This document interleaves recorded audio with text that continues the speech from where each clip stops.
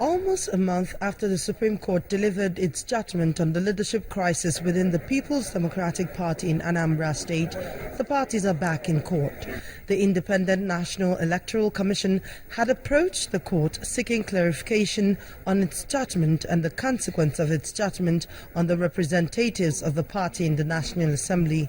But the Apex Court declined jurisdiction in the appeal on the ground that it will amount to reviewing its own judgment.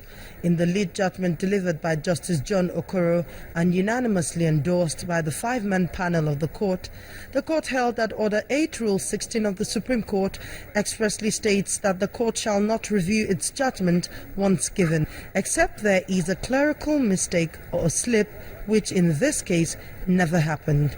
Besides, the court held that what was brought before it was the issue of the leadership of the PDP in Anambra State and not on the implication of the elections that was conducted thereafter.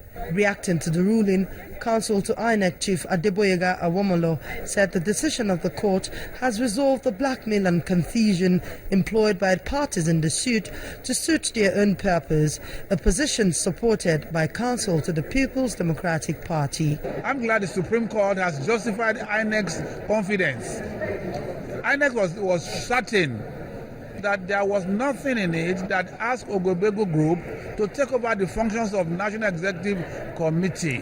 For PDP, we got what we needed, and that is to have the court make a pronouncement as to whether the judgment they delivered had anything to do with substituting representatives at the Senate and at the House of Representatives. So it puts paid to the fact that nothing has changed. Counsel to the Ejike Ogbebego-led faction, however, said that the ruling has cleared the way for his client to benefit from the judgment. The Supreme Court had pronounced and validated and upheld the judgment of the Federal High Court in this matter. So what is left for us now is to go and take benefit of that judgment. While the court declined jurisdiction in hearing the substantive suit, it did make it clear that there is no confusion in the judgment it delivered on the 29th of January 2016. But parties in the suit have decided to make out their own interpretation of its ruling.